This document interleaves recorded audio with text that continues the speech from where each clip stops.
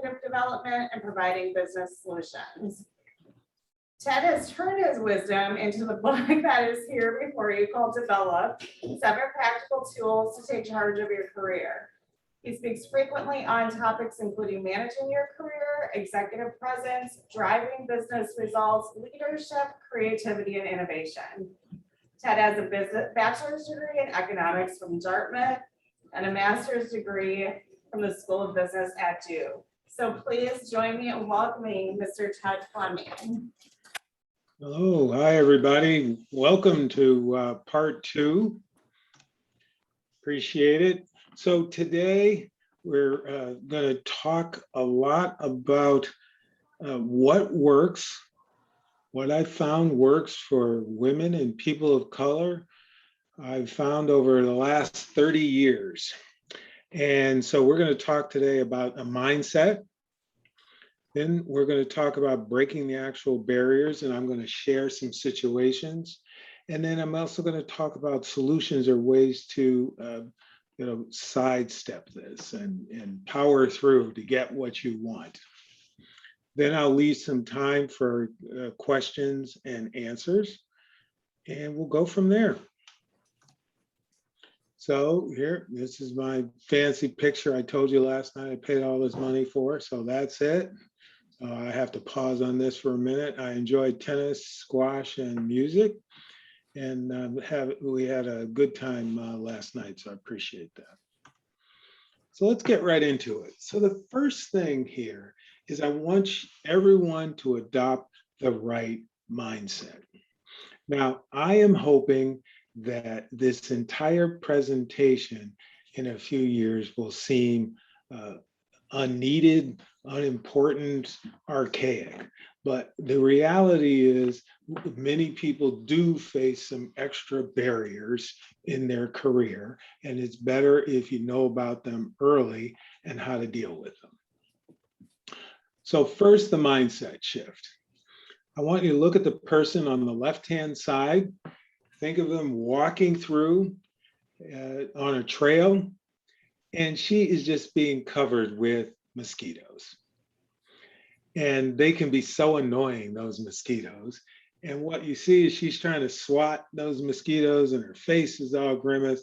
And what happens is if you let these mosquitoes or these barriers that we're going to talk about get to you, it'll halt your progress. And you see the person on the left is like, they're just swatting away and they are not focused. The person on the right knows that there are these mosquitoes, but they're prepared. They have a strategy, they have a way to deal with it. They've got the head netting here. And because of that, it doesn't mean the mosquitoes go away, but it does mean it won't stop her from what she's trying to achieve. She'll be able to complete her walk or do her activities. So that's what I'm talking about. I don't want you to ever feel like a victim, but I want you to recognize the situations that might occur and then power through them. So with that, I'm now going to go through some of the barriers that I have noticed or obstacles. Number 1, lack of access to the engines of the organization. What you'll find in any organization is certain types of folks get promoted. So if you're in a pharmaceutical company, you'll find that researchers and product people and salespeople, they get promoted more than anyone else because they're the engine of the organization. And by engine, I mean they help propel revenue or a funding source if you work for a not-for-profit. They help drive the profit. They manage large spans of people, which means they have a number of people that report to them. They have the largest budgets, or they work in an area that is considered very prestigious, right?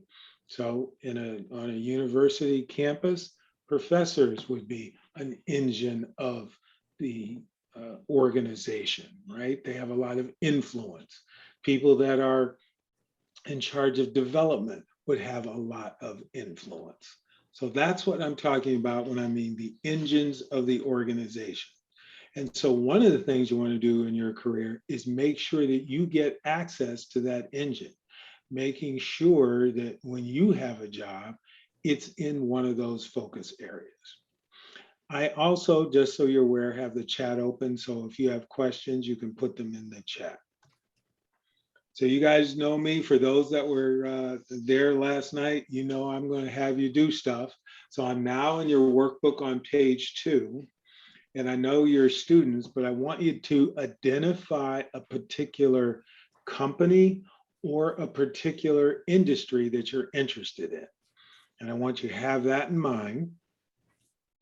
And then based upon that, I'm going to give you a couple of minutes and I want you to fill out in the notes section, what do you think the top revenue generating departments are, or where do they get their funding if it's a nonprofit? What about profit? Who manages the largest number of people? And what are the most prestigious areas? So go ahead, work through that for the next couple of minutes, and then I'll ask for some of you to share.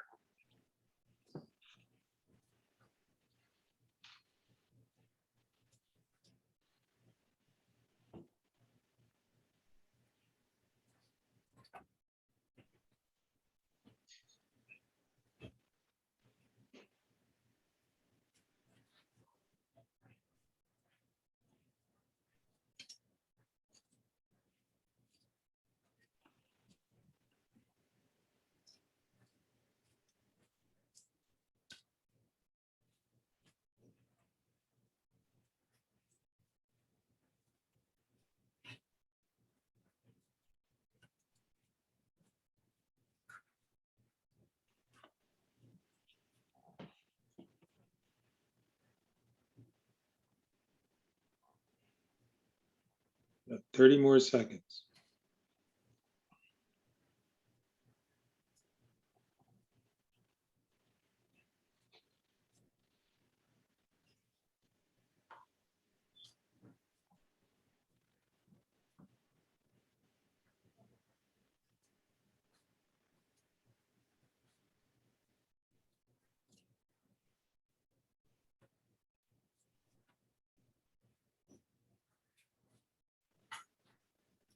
All right. So why don't we start with someone in the room, if they're willing to share, tell us what the industry or company is, and share with us what were your assumptions for the big revenue, profit, management span, or prestige for that organization. Who'd like to go first?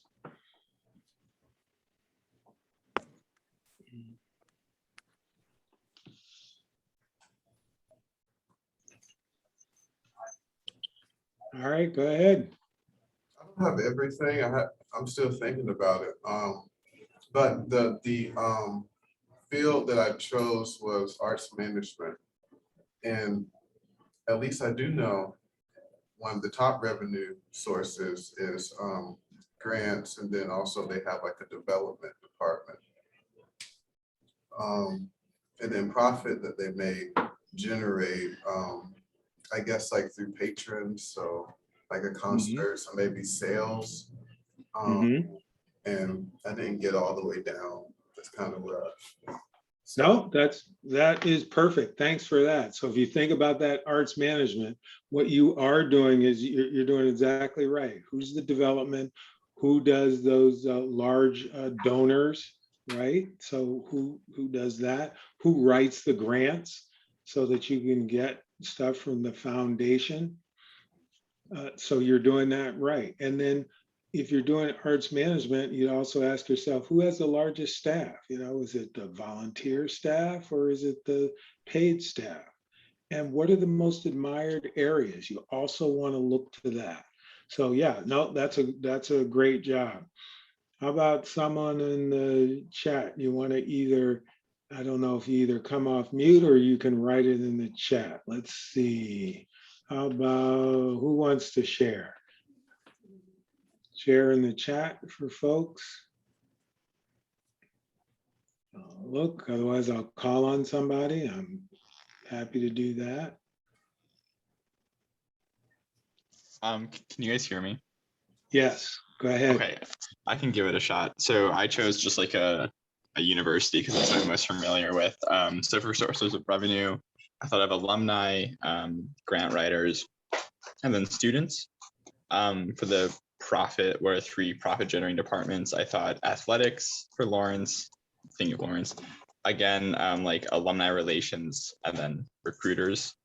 Mhm. Let's see, and then let's see.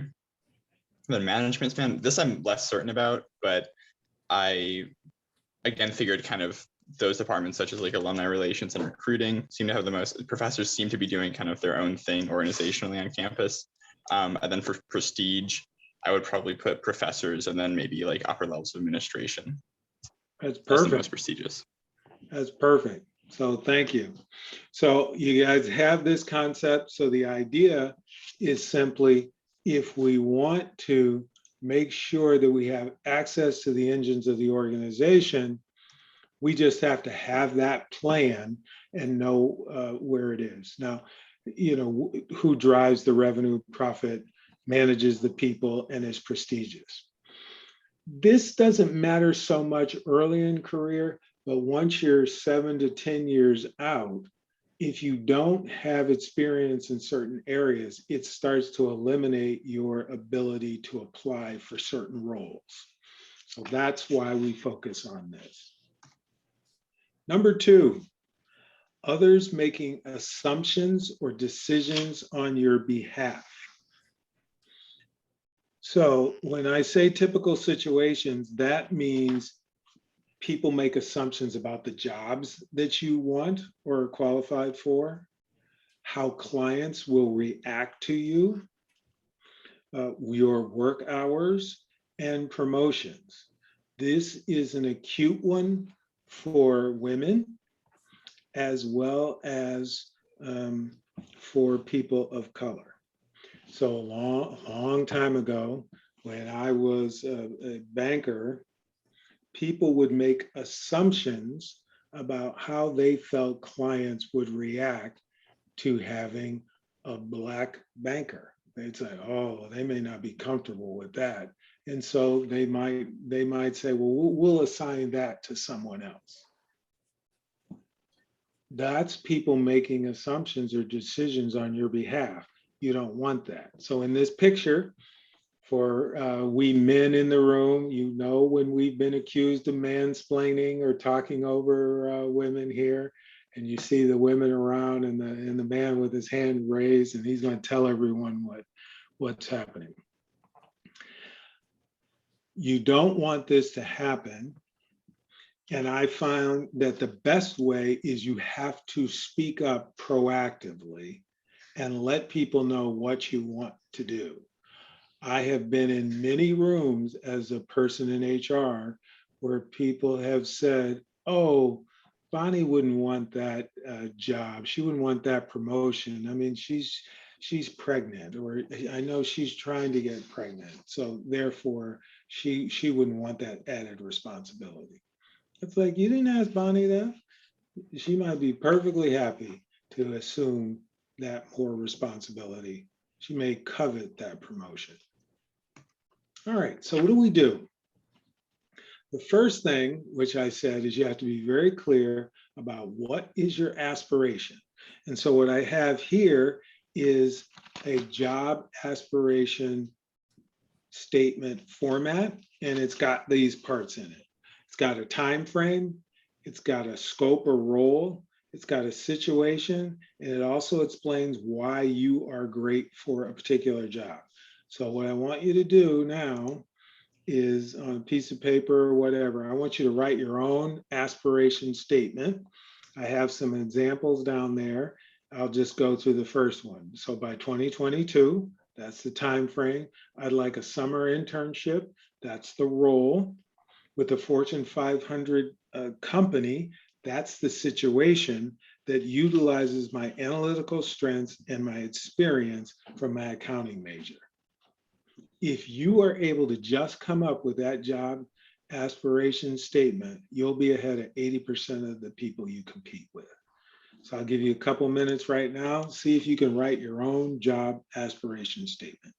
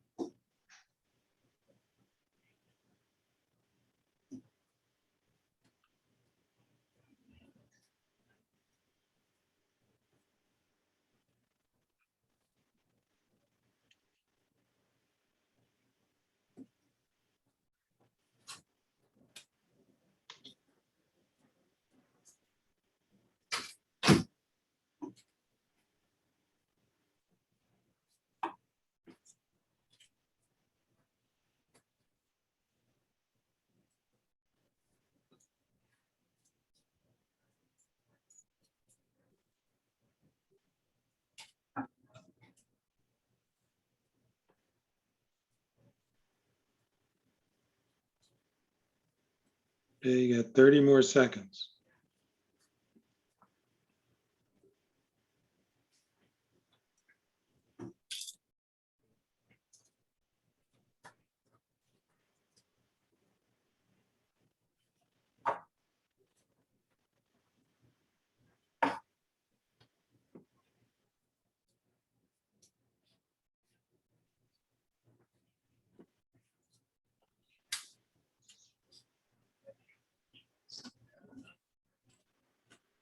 All right, let's start with someone in the chat here that's willing to share their aspiration statement.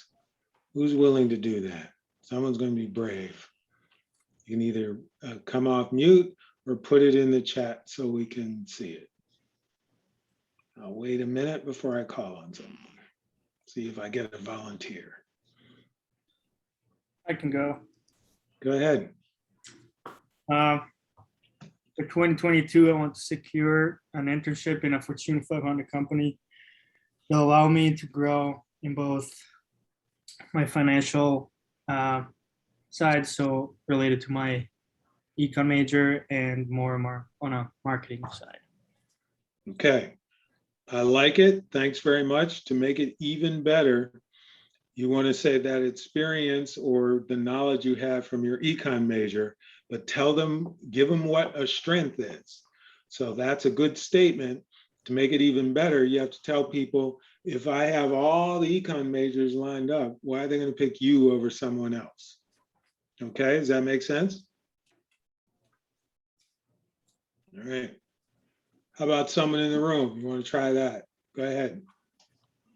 Okay, so by 2022, I want to secure a summer internship related to real estate and investments that utilize my entrepreneurial knowledge to close deals, plus experience gained for my economics major. Okay, very good. Hey, I like this, fellow econ majors. See, they let us out every once in a while. So that's great. So I think you guys get it now, right? So you have that time frame, you have exactly what you're looking for, and you're giving people a little bit of the strength that you would bring to the job. So that's great. Number two, so that's one way that you won't allow people to speak up for you. The second is to not collude. If people heard this term before, collusion. So collusion is when something happens and we just kind of nod and agree or don't say anything. So let's set it up. The best way I like it is the intent behavior impact model, which is we have a certain intention, which drives our behavior. And based on that behavior, people are impacted based on that behavior or result. The problem is intention is blind unless it's stated. We judge ourselves based on our intentions. Others judge us based on our impact. So now I want you to imagine a situation, and all of these are true situations. I want you to imagine the situation where a boss is speaking with his subordinate, and the boss is very happy with the subordinate direct report's performance. And he says the following: hey, I just want you to know you did a great job with that analysis, which allowed us to get that deal done. You know, you are really good in finance for a woman. All right. So how is the person feeling? What's the impact on the person? They feeling great? Boss just gave me a compliment.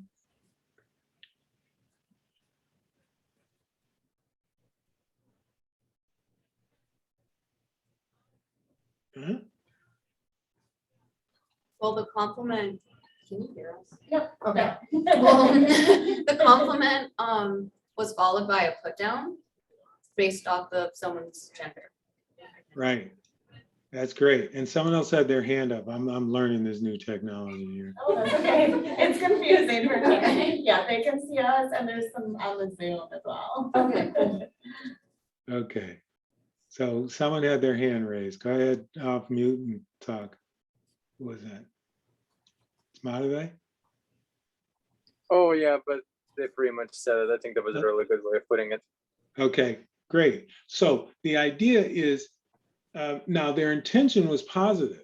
And so by not colluding, what you would do is say, if your intent was to give me a compliment because we were able to close the deal, your behavior has to change. You have to just say, hey, you did a great job, and not add the rest of it, because that part was, is offensive. Or even if you didn't mean it to be, that was a put down, as it was rightly said. So use this intent behavior impact model to let people know how their behavior and actions are affecting you. All right. Next, oh wait, I gotta go. Next, number 3. And this one will be blind to you until you become a manager, a mid-level or higher manager. Number 3 is promotions based upon repeated success versus potential. So how this barrier shows up, and there's a lot of research done on this, is if you are in the in group, meaning whatever is expected, whatever the majority of people are in a particular organization or company, and you perform well, promotions are based on your potential. Sounds something like this. Bob did a great job in Green Bay. We gave him that assignment in Green Bay, did a great job. So let's promote him, let's promote Bob and give him the entire Wisconsin territory.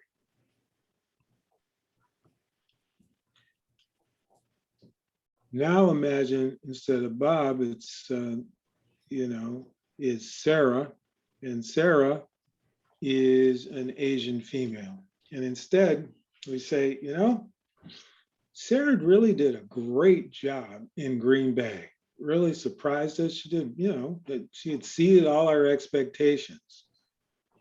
Well, let's see if she can do that again. I wasn't expecting that from Sarah, but hey, she did just as well as Bob did. Why don't we move her to another market? Say, why don't we move her to Chicago and see if she does as well? And if she does, then let's think about promoting her again. Promoting her later. And that's what happens. So it's very subtle, but what happens over time when we chart people's careers is Bob's career goes kind of straight up and he continues to get promotions, meaning increased salary, increased bonus, maybe some equity on sort of a straight line.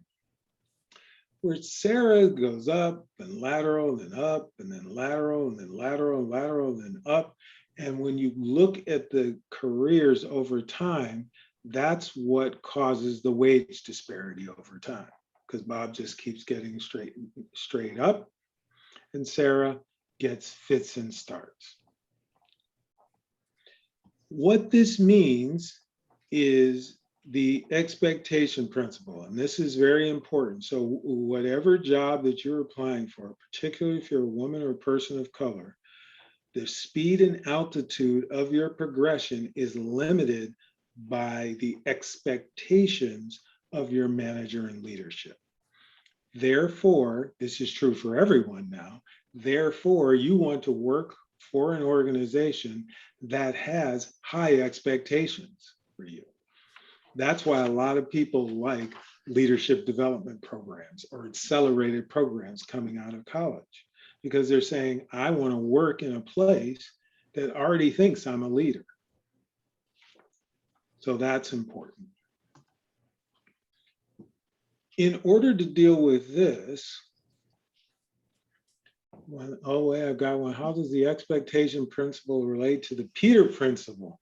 The Peter principle, boy, you're really digging that out. That's from the 1970s.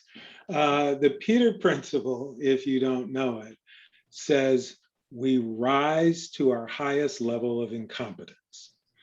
So what that means, it's not meant to be as pejorative as it sounds, but what it means is if I do a good job, I get promoted to the next level. And then if I do a good job, I get promoted to the next level. Well, eventually I'll get to a level where I am not performing very well, which means I've risen to my highest level of incompetence.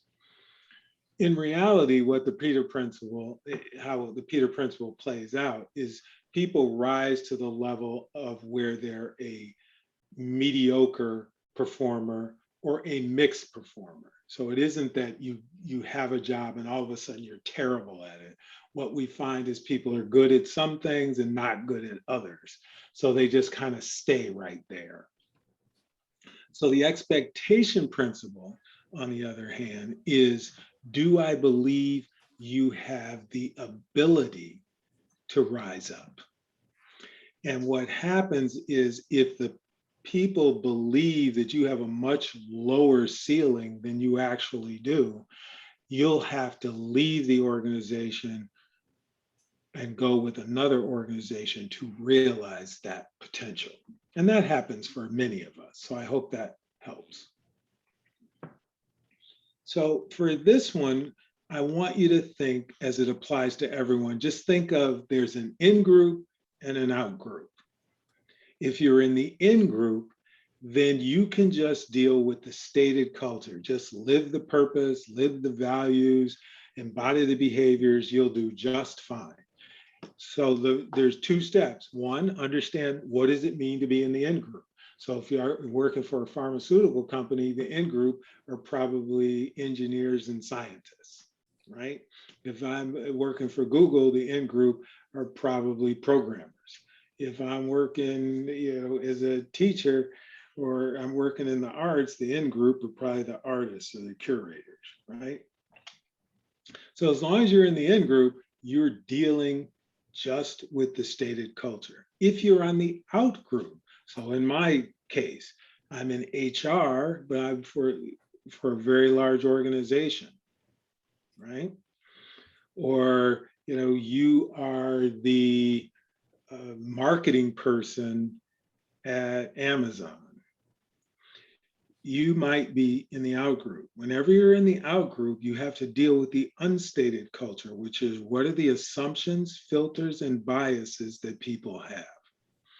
So, for example, for me, even though I'm in HR, I have to remind people in my large organization, even though I'm in HR, I have owned my own business. I have been a consultant. I understand strategy. I have been a banker, so that they understand that even though I'm in HR, I understand the engines of business and I understand the levers of profitability.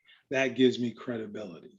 If I did not counter those proactively, people would assume, oh, that's just the HR guy. He's going to deal with the people and that's it. That's what I mean by the in group and the out group. Pause. Any questions on that one?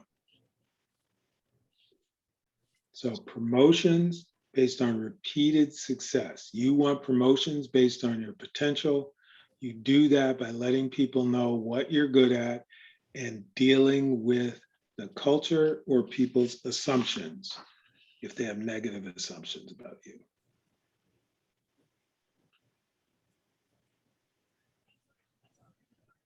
All right, we'll keep going. Number 4, image is even more important. So I want you to look your workbook there on page 6. The first thing I want you to do, particularly if you're a woman or a person of color, I want you to look to that left-hand side. I want you to check off if you've ever heard any of these comments.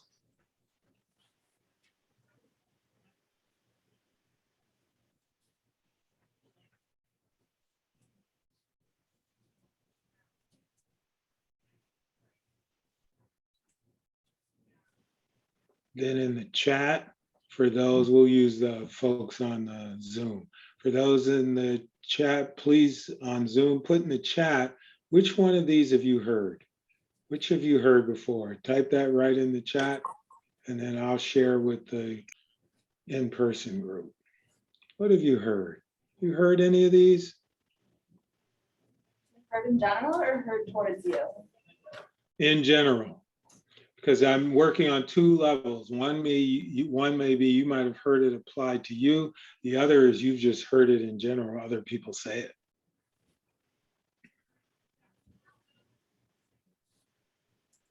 So what do we think?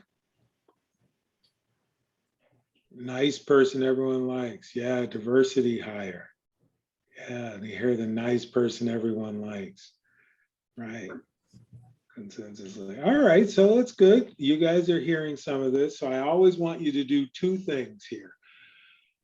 What they say and what they mean are different things. And so these apply to different folks. So hard worker who avoids office politics, that means that you're unwilling to play the corporate game. And there's always corporate games that occur. Often this label is put on women. Oh, you know, she's a hard worker, but you know, she just does her job. She doesn't like politics. You know, holds his or her tongue, right? If people say that, what they really mean is they assume that you don't have any knowledge. Again, a lot of times this occurs with women and people of color. But what I want you to do is, whether you're in class or whether you are in a conference room with a bunch of folks and people are talking, I want you to write down or note every time someone says something or asks for an opinion and you say, you know, I was just thinking that. Oh, he said what I was going to say, or I was thinking that. If that occurs a lot with you, that means you're not speaking up. And if you're not speaking up, people don't think you know anything. It's not right, but that's the assumption. Diversity hire. Oh, I got this one my whole life. People assume you were not hired based on merit. And so I tell people, this is what I would tell my friends, because people would always say to me, oh, well, you must have been hired. So I must have only gotten into my college because of affirmative action and diversity hire. I only got my job, only got promoted. I only got everything just because I happen to be a minority. So what I ask people is, if I'm your friend, you know me. If someone will give me a job where that'll pay me $2 or $3 million a year just because I'm Black, you recommend me for that job. If someone will give me a bonus just because of my diversity, give it to me. I'll take it.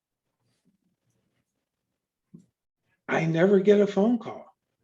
I ask all my friends every year. It hasn't occurred yet. So, you know, just nip that sort of stuff in the bud. For those, particularly of Asian descent, you get the super or model minority. You get that a lot. What people are really saying is, I want a nice compliant worker who won't cause any trouble. And that is often juxtaposed to the angry Black person, right? Or the angry Latinx person, right? It's like, oh, they cause waves. You shouldn't accept either. What you do is let them know that's not acceptable. That's a bias. And you do that by saying, I'm sure your intent wasn't this. That's called calling the game. And you let them know how they should view you. That's what's important. Hope that helps. So that is why image is very important. You have to manage your image. The other reason you have to manage image is what's in the room when you are not.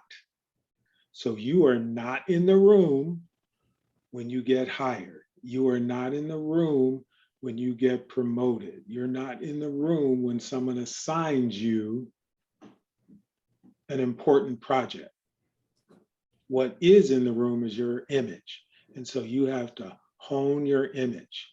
For those of you that were with me last night, that's why I had you start by writing down how you would describe yourself, how would others describe yourself, and you want to manage that over time. The other solution is you want to constantly increase your spheres of influence. By that, what I mean is we start out in the bottom left. When we first start, we just want to master our role. That's all we care about. Then once we get better, people will ask us to consult. Hey, would you help me with that project? When you do that enough times, they'll call you a subject matter expert. All that's within your organization. Then within your industry, people start calling you an expert, a thought leader. You'll hear the term visionary. And then you'll expand and be a regional influencer, a country influencer, and a world influencer. Often I use Oprah Winfrey, just because many people know who she is, as someone who methodically went from mastering her role, starting out in TV when she was in college and just being on the local college station, then the local TV station, and then working her way up. And then going from being a regional influencer in Chicago, then to a country influencer when she had her own syndicated TV show, to now being a world influencer. Everyone follows her, what she's doing. And what made her a visionary, a thought leader, and expert is writing, being on TV, the magazine. All of those things allow people to get to know your ideas. So over time, you always want to manage and increase your spheres of influence. All right. Let's keep going. Number 5, we got 3 more left. Number 5, negotiation backfires. Okay, this is particularly important for women. You don't know because it's often secretive. So your goal is planning and research. You have to try to find out as much as you can about jobs and what they pay. You have to know what people want and need and what they are willing to pay for that by asking around. Now it's a lot more transparent than it used to be, but still it's important. And getting others to understand your value. I do recognize it is much more difficult for women than it is men. We know from research that when a man starts to negotiate and says, oh, I'd like a little more money, or I think I need this, people view that as being professional. Often when women do the exact same thing, it angers people. I recognize that. 2 things, I can't legislate that. I can't tell someone not to be angry, but it should be a huge red flag to you if people don't see you as a professional if you ask for more money. All right. Also, it never hurts to just ask for more. As my old CEO used to say, make me say no, because if you don't, then you've probably left some stuff on the table. All right. I have worked, remember, I'm in HR, so I get to see all sorts of things, and I know what everyone gets paid. I have seen men working in the exact same job that a woman had that made $70,000 to $80,000 more a year. And that is because often the women don't ask or find out or know what their value is. So I am sure in the Career Center, you can find much more on negotiating. But the idea is you might ask, use softening statements. Is there a salary range for this? Or, or you can ask others what they get paid. You can try to find some salary surveys. Usually good career centers can tell you that. So they can tell you what on average the students are making. All right, so that's very important.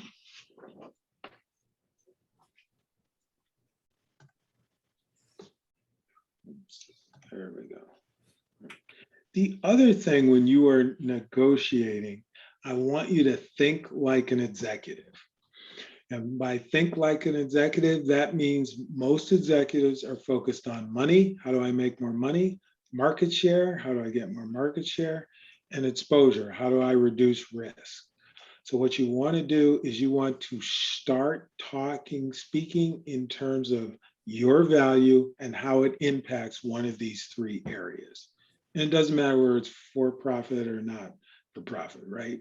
No money, no mission in a nonprofit. So it's how do your skills allow you to get more money or earn more money, the organization to earn more money, or have access to grants? How do your actions drive down costs or help you be more efficient? Whenever you're speaking in salary negotiations, you're talking about market, how you compare market equity or to the value you bring to the organization. It's not about you personally. I want. It's here's what I bring to the organization. Here's that value. All right, so you can revisit this one for that. Number 6, getting in the home stretch. Number 6, get actionable feedback and sponsorship. This is sadly particularly true of people of color. I cannot tell you how often when I ask minority executives, how did their review go with their boss? They say, my boss told me that I'm doing a good job, keep doing what you're doing. If a boss ever tells you just keep doing what you're doing, they're not fully in your corner. We know this also from research. I mentioned a couple of times I come from banking. We know that often two couples, say one white couple will come in, one minority couple will come in, and they both go for a loan. They are both denied the loan. The difference is feedback and sponsorship. We know that often if a white, and part of this is natural, I'm not picking on anyone. If the person across the table looks like you or you have a natural affinity with them, here's what you will do. And we noticed this in banking. You know what? The Johnsons, you don't qualify for this loan, but here's what you need to do. What you need to do next time is you need to have a little bit more of a down payment and you have to show your assets. And if you don't have enough assets, you have to ask your family members, maybe they'll give you a loan or a gift. They can give you a gift up to $10,000. You won't have to declare it on your taxes. Come back and we'll be able to approve the loan. That's what you call actionable feedback. The same situation with the Smiths that happen to be a minority. The banker says, I'm sorry, you do not qualify for this loan. They say nothing else. The people leave. They have no idea why they don't. They have no idea what to do. This is a pernicious problem in corporate America. So wherever you are, make sure you're asking for feedback. You don't want to be killed with kindness. You want to ask for feedback. You want to find out, what can I do in order to perform at the next level? That's what's important. Now, to do that, one solution is to have good mentors and also to have sponsors. A mentor is someone that advises you and they help you achieve your career goals. A sponsor, on the other hand, they use political capital to get you to move. So it is one thing to say, here, I'm going to help you out and show you how you can do better in your job. It's another thing to say, guess what? If you talk to this person, I'm going to recommend you for this job. So that's what you're looking for both mentors and sponsors. The other thing you want to do here is you want to have some good work mentors and you want to have some learning mentors. So what I want you to do now, I've been talking for a little bit. I want you to take a minute. I want you to write down someone that can be a good work mentor for you. So it might be in your major, who can help you out with your major, or someone that has the job that you want. The second name I want you to identify is who's someone that could help you learn something new, help you achieve your learning goal. Take a minute to do that, and then I'll ask you to share.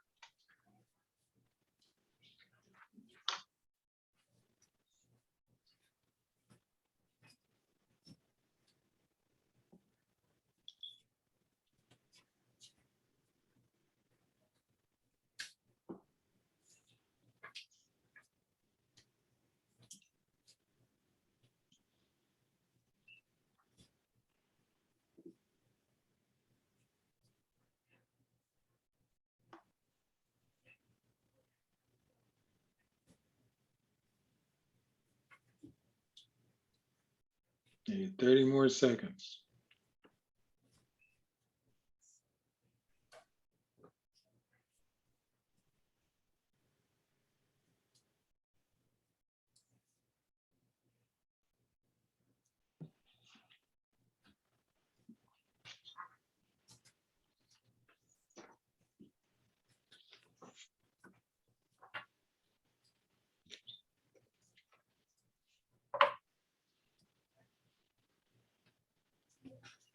All right. Someone tell me a learning mentor. What do you want to learn, and who could be a good learning mentor? May I get someone in the room to give me an example? What's a learning mentor? What do you want to learn, and who could be a learning mentor for you?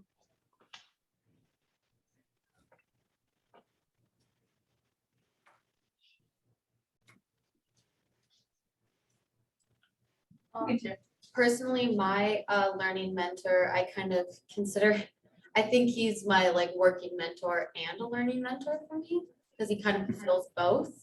Yeah. But he was a course director for an outdoor program that I did this summer. Oh, that's great. And what do you think you'd want to learn? I would like to learn new outdoor skills that I am not yet an expert in. Okay, perfect. So you guys get it? The idea is if you go out and proactively get mentors, then you'll get actionable feedback. Yeah, you can do whatever. The idea is I ask people in the chat, it's come up, is it best to split it up, or can someone play both roles? It doesn't matter. Just remember, if you pick someone to perform both roles, make sure you don't, and it's called switch tracking. Only talk about one thing at a time. So if it's the same person, say, today I'm here to talk about how to do better on my job. Today I want to hear from you about how to learn something new. Otherwise, just pick lots of different people. Doesn't matter. But that's how you do it if it was the same person. Thanks for that. And then the last one is plugging into the network of power, right? We all know this. I hate to tell you, no matter what, once you get out there into corporate America, you'll find out that it's just a much bigger high school. It's just like that. You have to know who are the cool kids, who are the nerds, who are the goths, or whatever it is. Unfortunately, it doesn't change that much. So you want to plug into the network of power. Which are the people that know the most? They have the gossip. They're good. They understand who are getting promoted. They want to understand. They know who has a new product or service. They know where the company's going. So you just want to have that and plug into that network of power. So we covered a lot, but I want to leave that time, the last 5 minutes or so, to see if there are any clarifying questions. Again, I will remind you the last 2 pages, my shameless self-promotion for our internships. So consider that. But with that, I will stop sharing and just say, are there any general questions or comments? Take advantage of. So I had a question. Oh, Yes, go ahead. thank you. Can you hear me clearly, by the way? We can. Okay. I just had a question for people who are like international students or people who came into the US, but like they're from outside of the US and don't have US citizenship. I could be wrong, so please feel free to correct me on this. But one of the kind of issues they might come across is that somebody might be unwilling to hire them because they just assume that, oh, if they're international, they're gonna like leave the country, so they're not gonna be in the job for very long. I'm just, because I was struggling to kind of apply the IBI technique to kind of combat this assumption. What is your advice to kind of negotiate or kind of just correct people about this assumption, if that makes sense? Yeah, no, that's a great question. Really doesn't have a lot to do with this, so I'll give it a different framework. Really, what the biggest obstacle I find that international people experience is it's not that they think that you'll leave, it's they don't want to pay the money to sponsor the actual green card. And it can be expensive. It is a long process. My advice usually is to ask, be upfront, talk to other students and international folks. You want to work for an organization that has a history of supporting and has an infrastructure for supporting people to work in the United States, because it does cost money. I've done it personally. You do have to hire a law firm, and usually an organization has a law firm, and it does cost upward of $15,000 to $25,000. Does that answer your question? Yes, it does. Thank you. Okay, great. Can I ask a follow-up question to that then? Yes. So if the main kind of barrier is like the amount of cost an organization has to pay when hiring international candidates, it's kind of like you have this like kind of extra barrier in terms of competition where you have to prove you're worth that 15 to 20K cost, if that makes sense. That is absolutely correct. So you have to do that. And there are lots of rules. So you also wanted to work for a company that won't take advantage of you. This happens a lot with IT folks because the rules are very, very strictly written. So often you're not entitled to the same number of promotions because you have to show that you've been in the exact same job, that this job is needed, that we can't fill by people from the United States. And so often some companies will take advantage of that, and they'll have international students in the same role for 5 or 6 years without a promotion or merit increases because of it, because they know that they can do that. So you just need to do your homework, find out, and that'll help you. Okay, thank you. And I also did not know that. So that is all new information to me. Yeah. That's what I'm doing. I'm supposed to be dropping dimes here. Here in the room. Anybody else? We got lightning round, 2 minutes. Okay, someone want to close for me then, and then we're good? So Yeah, absolutely. We just want to really say thank you for joining us these 2 days. The wisdom that you have shared with us is incredible, and the wisdom that you share in your book, which everybody should have now that's attended, is just going to set everybody light years apart. So thank you. Jacqueline, do you? Yes, anything you would thank like to you. add? It's not often that we get to sit in a room with the head of talent development for a Fortune 500 company. And so I know that you are a busy person, Yes. that being said. And so I just can't thank you enough on behalf of the entire Lawrence community for spending time with us and sharing space with us. And so very much appreciate everything that you've said. Thank you. It was a lot of fun, and good luck, everyone. And hey, we talked about networking. Hopefully I've expanded your network by 1. So feel free to reach out. All right. Absolutely. Thank you, Ted. Thank you. Take care. Bye. Thank you. Thank you very much. Bye. Thank you. Thank you. Anybody that wasn't here last night that didn't get a book? I did not get a book. You can go ahead and take one if you